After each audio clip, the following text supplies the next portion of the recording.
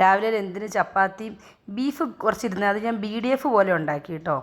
പിന്നെ അതിന് വേണ്ടിയിട്ട് ഉള്ളിക്കറിയും വെച്ചു. പിന്നെ ഇതിൻ്റെ കൂടെ വർക്ക് ചെയ്ത് പോകുന്ന കൂട്ടത്തിൽ ഹിന്ദിക്കാരൻ പയ്യനുണ്ടായിരുന്നു. ആ കൊച്ചിനും ചോറ് എടുക്കണം. തലേദിവസം രാത്രി 11:30 ഉത്സവത്തിന് ഇരുന്നപ്പോൾ എൻ്റെ അടുത്ത് പറയണേ.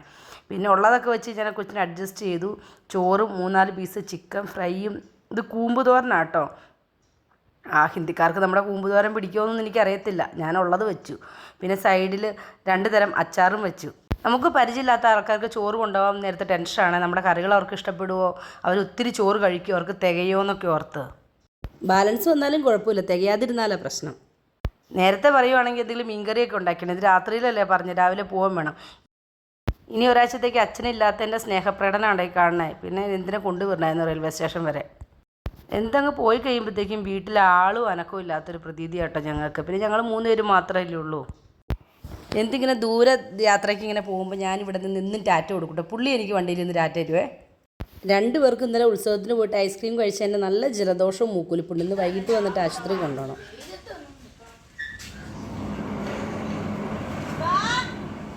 പിന്നെ വീട്ടിൽ വന്ന് പിള്ളേരെ ഒരുക്കി പിള്ളേരെ സ്കൂളിൽ പറഞ്ഞു വിടുവാണേ. അപ്പോൾ ഇത്രയൊക്കെയാണ് നമ്മുടെ ഇന്നത്തെ വിശേഷങ്ങൾ.